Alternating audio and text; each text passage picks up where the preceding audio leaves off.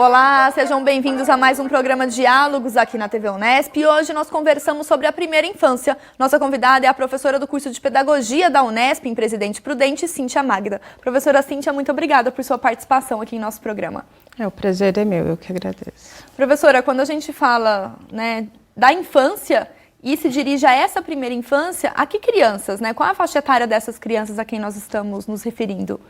Então, pela nova legislação, que é o marco legal da primeira infância, ficou estipulado que é do nascimento até os 6 anos ou 72 meses. E esse marco legal que a senhora comenta, ele é recente, ele é de agora, de 2016. Qual que é a importância de termos, professora, uma legislação se preocupando com essas crianças com menos de 6 anos? Então, esse marco legal, ele foi assinado no dia 8 de março, publicado dia 9 de março deste ano. Ele ficou tramitando quase 4 anos, Teve uma frente parlamentar da primeira infância que discutiu, promoveu vários eventos. E a importância é de, primeiro, conscientizar de que essas crianças são já alguém, Elas não são vir a ser. Porque muita gente fala assim, vamos preparar as crianças para a vida adulta, para serem futuros cidadãos, e na verdade elas já são cidadãos, Elas já são pessoas sujeitas de direito, que têm que ser respeitadas na sua integridade, e nos seus desejos, nos seus sonhos, e esse marco ele vem resgatar essa ideia, ou construir essa ideia. O Estatuto da Criança e do Adolescente, então, não dava conta dessa faixa etária, professora? Ele atende toda a infância e adolescência, até os 12 anos incompletos, isso. Mas não dava conta da atenção específica com a primeira infância, que é hoje, segundo as pesquisas, o período mais rico de desenvolvimento. Então, uma criança que não tem a sua primeira infância olhada com atenção, ela vai carregar problemas para o resto da vida, tanto afetivos, inseguranças, questão de autoestima, como de aprendizagem. Então, nesse período da vida, a criança é uma esponjinha, tudo ela está absorvendo, tudo ela está pensando, refletindo, E a gente pensa que não, que ela é um ser sem a iniciativa, que precisa estar sendo cuidado o tempo todo, que precisa que alguém fale o que tem que fazer, e a criança pensa o mundo e sabe o que ela precisa fazer. A gente que precisa ler as ações e o jeito da criança se comportar para entender como que ela está pensando o mundo naquele momento. Esse marco legal, então, traz essas diretrizes, tanto para as escolas, para os pais? Sim, o marco legal ele é uma orientação não só para a escola, não para a área educacional especificamente, mas para todas as áreas que lidam com a primeira infância.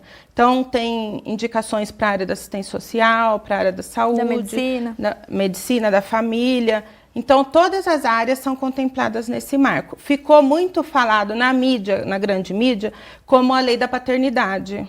E, na verdade, isso é o que menos tem relevância no marco da primeira infância, O mais importante é essa concepção de criança, de uma criança que já é sujeito, Que tem que ser protagonista do seu desenvolvimento e respeitada nesse momento tão privilegiado da vida. Por que a senhora acredita, A senhora comenta que a grande mídia tratou o tema numa particularidade apenas, e por que a gente não tem essa visibilidade tão grande no trabalho, no cuidado e no estímulo ao desenvolvimento dessas crianças da primeira infância, professora?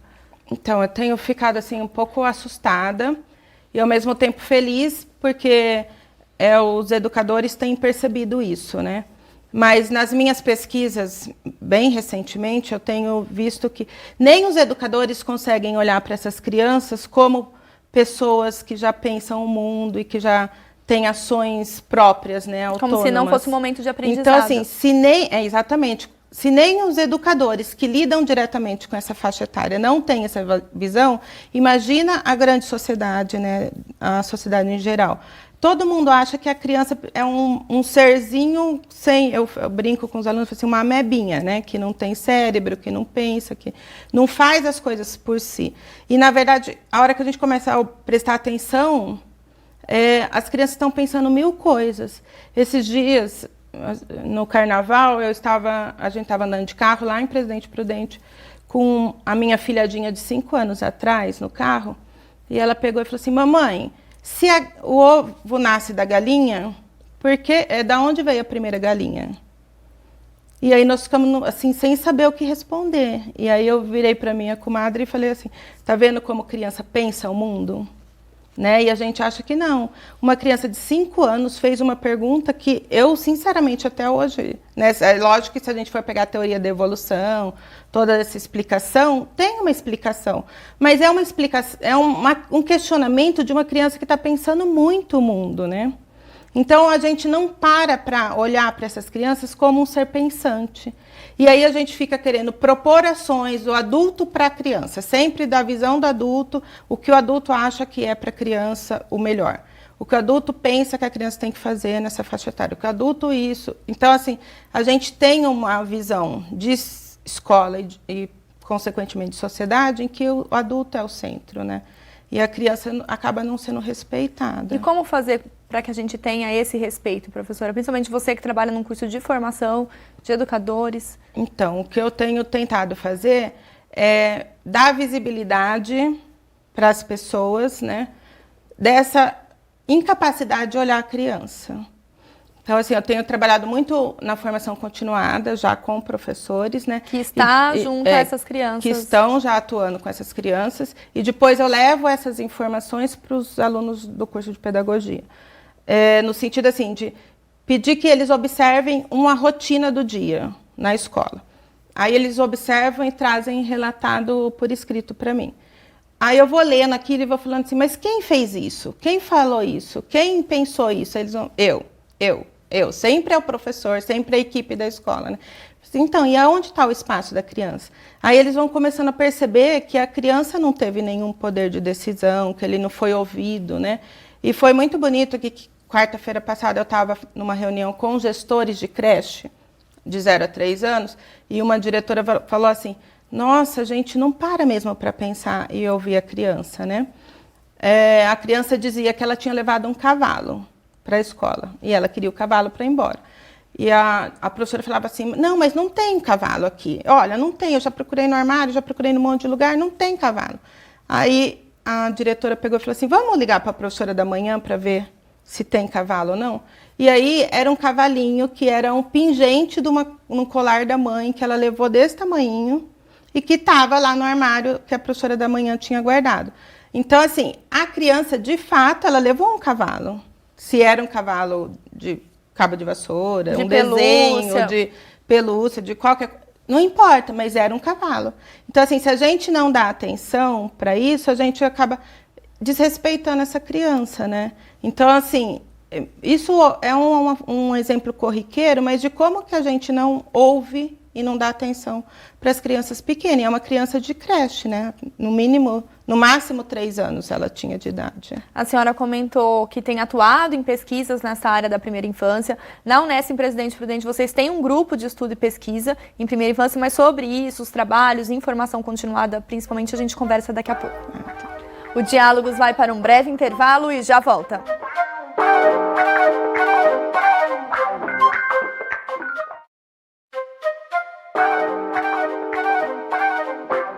Estamos de volta com Diálogos e aqui no estúdio nós recebemos a professora da Unesp, em Presidente Prudente, Cíntia Magda. Professora, nós conversávamos sobre o marco legal da primeira infância, o trabalho que é necessário junto aos educadores, de modo que eles comecem a ouvir as crianças. E nesse sentido, vocês, na Unesp, em Presidente Prudente, têm um grupo para debater a questão da primeira infância. Eu gostaria que a senhora comentasse um pouco a importância dessa temática num curso de formação de educadores. A gente tem o grupo, ele é assim, bem recente, né? Inclusive hoje saiu o cadastro dele, né, na Unesp, no CNPq. A gente discute todas as temáticas referentes ao desenvolvimento da primeira infância, não só na escola, né? A gente tem 4 temáticas, uma é a relação com a família, que é fundamental, porque quem conhece o comportamento das crianças, os interesses, é a família mais do que a escola. Então, a escola ou qualquer outra instituição que lide com aquela criança precisa ter esse contato próximo com a família. Então, essas relações a gente discute, pesquisa. Tem a professora Andréia, que ela faz assim, um trabalho bem intenso com relação à afetividade, né, a importância das relações e dos vínculos com os adultos na primeira infância e como isso propicia um desenvolvimento emocional saudável.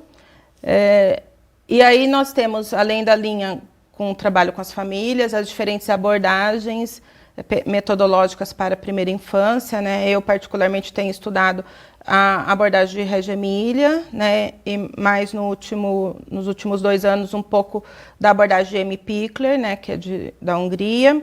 E a gente tenta dialogar com essas abordagens, não no sentido de copiá-las na nossa realidade, mas de ver como que elas tratam a primeira infância no aspecto da institucionalização escolar mesmo, né, no sentido de escola, e como que elas tratam o processo ensino-aprendizagem para a gente tirar dicas e ideias para que a gente possa construir a nossa própria prática pedagógica. A gente tem uma abordagem que é a respeito da gestão e organização dessas instituições para a primeira infância, e uma terceira abordagem que é a pesquisa com crianças, né? Então, a gente tenta trabalhar esses diferentes temas, buscando compreender a primeira infância como um fenômeno complexo, que é o que ela de fato é, né? E as crianças nesse momento tão privilegiado de desenvolvimento. Professora, diante das pesquisas, dessas abordagens metodológicas, né, que um professor pode adotar ao lidar com as crianças, da mesma forma os pais ou outros cuidadores, né, que orientações são essas necessárias no sentido de ouvir a criança, como a senhora mesma já pontuou, né, que ações efetivas nós podemos fazer junto a essas crianças, né, da primeira infância?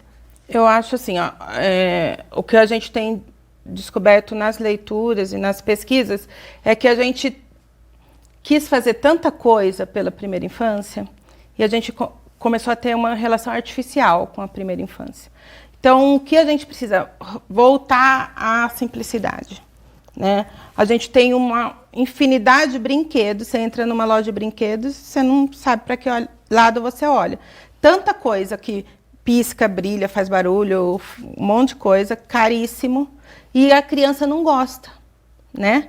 A criança quebra porque ela quer puxar o negócio e o negócio não sai. Então, assim, nessas abordagens que eu tenho visto fora do Brasil, principalmente, é tudo muito simples, tudo muito madeira, barro, sabe? Coisa muito acessível, assim, que não tem custo, né? Folhas de árvore, gravetos, e as crianças ficam horas e horas e horas brincando com aquilo, interagindo, trocam, fingem que é boneco, depois o mesmo graveto vira um cavalo e a coisa vai crescendo e se você der margem, eles viajam, né? E a gente dá brinquedo muito pronto para as crianças, né? Elas não têm espaço para criatividade, para imaginação. Isso tanto nos lares quanto dentro das escolas. Exatamente. E os pais esperam, infelizmente, que a escola seja a escola de educação infantil como é a escola fundamental. Então, assim, os pais têm cobrado apostilamento, os pais têm cobrado que a apostila não foi cumprida, que não tem tarefa, que não tem... Isso do meu ponto de vista, é um crime.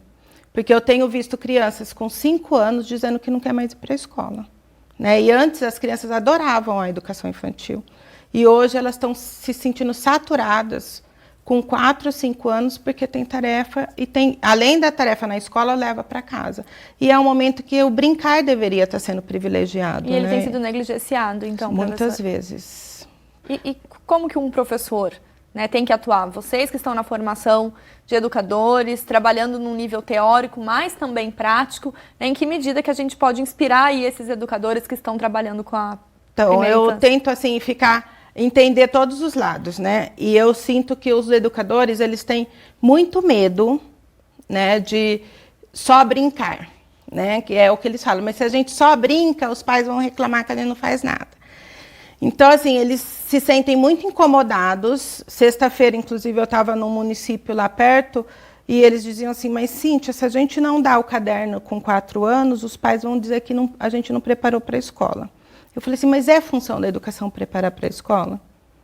Aí, eles sabem que não é, entendeu? Mas a cobrança é muito grande. Então, o que eu tenho indicado? A gente precisa orientar esses pais, né? Reunião de pais não é só para falar mal do filho e dizer que ele não obedece, que ele apronta na escola, mas é dizer, olha, pai, vamos sentar para ver como que seu filho aprende, como que é o desenvolvimento infantil, e aí o pai, ele vai entender que é melhor para o filho dele uma brincadeira com qualidade, com objetos que realmente desafiem, né, que possibilitem a criatividade, a imaginação, do que ele ficar na frente de um caderno aprendendo a usar a linha. Porque ele vai ter a vida inteira para fazer isso na escola do ensino fundamental. Então, assim, eu tenho feito esse trabalho com os professores dizendo que a gente precisa ganhar esses pais na compreensão do que é ser criança da primeira infância, né? E a importância dessa brincadeira, porque a brincadeira não é só brincadeira. Ela é tudo para a criança, né?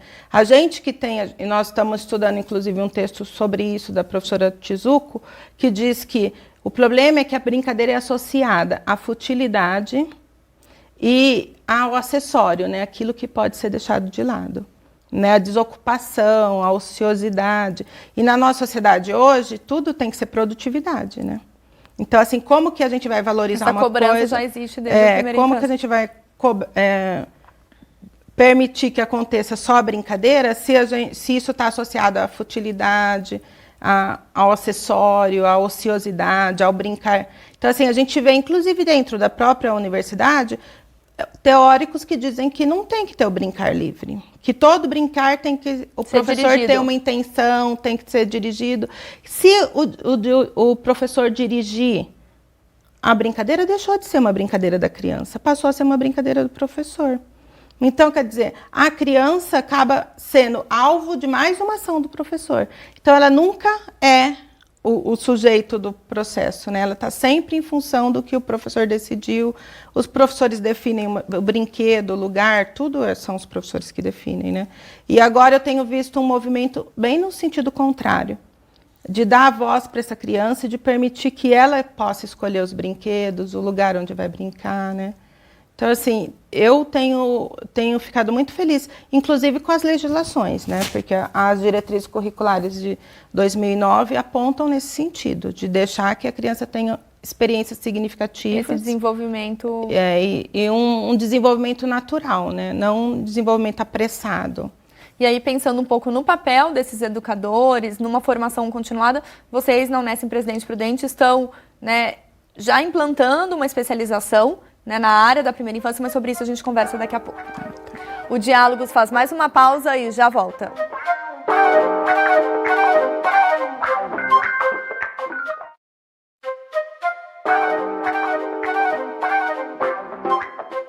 O Diálogos está de volta e aqui no estúdio nós conversamos com a professora Cíntia Magda, pesquisadora da área da primeira infância. Professora, nós comentamos os desafios para esses educadores e a Unesp de Presidente Prudente vai começar uma especialização, lato sensu, voltada a esses educadores no sentido de discutir, de debater e formar para esse trabalho junto à primeira infância. Eu gostaria que você comentasse um pouco, né, como que surge a ideia dessa especialização. Na verdade, assim, a gente está propondo o projeto, espero que ele seja aprovado, né, para iniciar o ano que vem, 2017. A nossa ideia é que a gente está focando mais na primeiríssima infância, que é de 0 a 3 anos, porque como é muito recente, né, em termos históricos, a inclusão da educação infantil na escolarização básica, então a gente ainda está construindo a nossa identidade de educação infantil no Brasil, não existe, né? Primeiro era muito assistencial, depois, em alguns momentos, muito escolarizante, e agora a gente está tentando construir uma identidade de educação infantil. Mas a creche é mais complicado ainda, né? Porque creche hoje é de 0 a 3 anos, né? Não é mais aquela escola de período integral para atender criança pobre. Hoje a escola, a creche, são turmas de 0 a 3. E os educadores dessa faixa etária estão muito perdidos, né? Eles não... Quando fala de currículo para creche, eles entram em pânico. Então, assim, a gente está tentando propor uma especialização para discutir exatamente as metodologias, as propostas, e essa criança de 0 a 3 anos, né?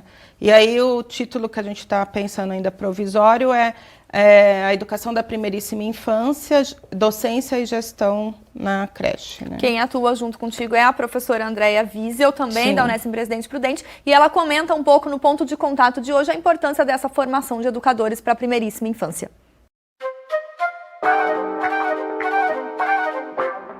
gente tem os cursos de formação de professores, né, no caso de pedagogia, que são os cursos que legalmente habilitam as pessoas para trabalharem com essa faixa etária, porém, dentro desses cursos, não há um espaço para que nós possamos trabalhar com detalhes essas diferenças, né, de desenvolvimento, as necessidades afetivas, cognitivas, emocionais dessas crianças, o trabalho que é realizado no berçário com as crianças de 0 a 2 anos. Então, envolve uma abordagem diferente em termos metodológicos e que nós não dispomos de tempo dentro de um curso de pedagogia comum para realizar esse trabalho. E uma outra preocupação também é que, além de não darmos conta de fazer esse trabalho dentro dos cursos de pedagogia, nós também não temos, as políticas ainda não estão muito claras, né? Nós estamos passando por um momento de reforma, né, vamos dizer assim, na educação infantil. Existem vários pesquisadores estudando a respeito disso, discutindo o currículo, decidindo o que deve ser ensinado, o que não deve, discutindo se deve haver alfabetização dessa criança nessa faixa etária ou não.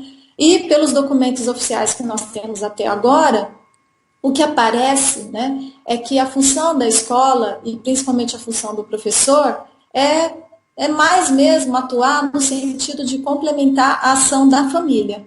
Então, no caso, nesse nível de escolarização, a gente não alfabetiza ainda. Então, a gente cuida da criança, porque ela ainda, dependendo da idade que entra, ela ainda é dependente absolutamente, né, de um adulto para higienização, alimentação, né, os estímulos, os contatos afetivos e tudo mais, né?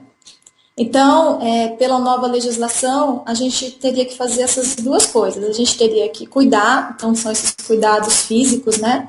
E teria que educar. E o educar também, ela seria mais assim na base de proporcionar experiências às crianças, né? Experiências que envolveriam aí as várias linguagens, né? As linguagens estéticas, né? Envolvendo as artes, a leitura, a literatura, as ciências naturais, a matemática, só que não assim ensinando propriamente conteúdos específicos, né? Imitando o que já se faz no ensino fundamental. Não, seria um trabalho nesse formato dessas áreas, porém partindo de experiências, né? Que os professores elaboram para que os alunos passem por essas experiências e possam aprender por meio delas. Então, é um curso de especialização lato sensu em educação da primeiríssima infância, de 0 a 3 anos, docência e gestão na creche. Esse curso ele tem como público-alvo auxiliares de sala de educação infantil, professores da educação infantil que já atuam, mas né, que gostariam de uma especialização, gestores escolares, né, no sentido até de orientar os seus professores, de organizar melhor esse nível de ensino, né, dentro de uma escola, e egressos do curso de licenciatura em pedagogia. Esse curso ele vai abordar tanto a questão da docência na educação de 0 a 3 anos, quanto a questão da gestão e também da pesquisa. Ele tem um trabalho de conclusão de curso e os conteúdos estão relacionados ao conceito de infância, história da infância, a legislação que envolve a infância, quais são as rotinas, né, como organizar uma creche, quais são as rotinas, quais os eixos de trabalho a serem desenvolvidos com as crianças, a questão do cuidar, a questão do educar, a questão do lúdico, a questão da neurociência, e além disso ele tem alguma coisa também que é diferente em relação aos cursos que nós vimos. Ele traz também um pouco da experiência na educação infantil praticadas em outros países, né, principalmente a Itália. Professora, nós falamos da importância dessa formação continuada e vocês também, agora no mês de julho, vão realizar um Congresso Nacional da Primeira Infância pelo Direito de Brincar, né? Sim. Quais são as temáticas debatidas neste evento, o público-alvo? Então, a gente está organizando esse evento justamente por tudo que a gente já está conversando, né, da necessidade de que as crianças tenham esse direito respeitado, não só na escola, mas em todos os ambientes. E a gente está trazendo assim, pessoas que discutem isso em âmbito nacional, né? Então, nós temos a professora Sandra Richter, do Rio Grande do Sul, o professor Jader Janer, da Federal Fluminense, a professora Luciana Osteto, a professora Maria do Carmo, aqui de Bauru. E uma mesa temática que eu acho que vai ser muito legal, que são as diferentes infâncias e suas brincadeiras, que a gente está trazendo um professor indígena, né, da Estadual do Amazonas, uma professora do movimento MST, que vai falar da infância no campo, e uma professora lá da nossa região, né, de Presidente Prudente, que é do coletivo Mãos Negras, que vai falar da infância da criança negra. E aí a gente vai ter professores da UFSCar, da USP, que vão estar discutindo com a gente como que, em diferentes situações, em diferentes locais, né, em momentos, a brincadeira é fundamental na vida e no desenvolvimento da criança, né? Que resultados que vocês esperam, professora? A partir deste evento, na última semana de julho, né, com a participação de alunos, de educadores e até mesmo da família. Sim, nós temos uma expectativa de 600 participantes, né? Nós já temos 4 municípios que fizeram inscrição para todos os professores. E os alunos, né, mesmo no movimento de greve, a gente tem conseguido a participação deles, né, eles estão empolgadíssimos. A comissão organizadora é basicamente formada por alunos e a nossa expectativa é criar uma discussão, né, entre os participantes e, para além do evento, de como garantir esse direito para as crianças no espaço público e no espaço privado. Tem uma das mesas que vai fazer essa discussão, né, que é o pai que teve uma criança com necessidades especiais e que hoje ele tem uma ONG que distribui parques adaptados para os municípios do Brasil. Então, assim, são discussões que a gente quer estar colocando para que não fique só no momento do evento, mas que possa ir além desse período. Quem tiver interesse, então, as inscrições elas estão abertas até o dia 26 de julho, né, no site inscrições.fmb.nesp.br, e aí é aberto a todo mundo que tem interesse. Sim. E eu gostaria de agradecer, desejar um ótimo evento a todos vocês e que a gente possa retomar em outras oportunidades o debate sobre esse direito ao brincar e aos outros direitos que cabem a quem trabalha, né, junto à primeira infância, para que esses direitos sejam garantidos. Muito obrigada, professora. Eu que agradeço a oportunidade de falar dos direitos da criança, né? Eu acho que eu tenho me tornado uma defensora do direito da criança, porque eu fico pensando, tem lugares que, se eu fosse criança, eu ia chorar de ter que ir, né? Então, assim, eu quero que as crianças sejam felizes, porque se a gente tiver crianças na primeira infância felizes, a gente vai ter adultos felizes. E hoje a gente tem uma sociedade que não está feliz, né? Então, a nossa ideia é que a gente possa propiciar uma sociedade melhor no futuro. Que assim seja, então, professora. Muito obrigada. Obrigada. O Diálogos de hoje fica por aqui. Se você quiser rever esse programa e entender um pouco mais sobre as ações em prol da primeira infância, acesse o nosso site. Obrigada pela companhia e até a próxima.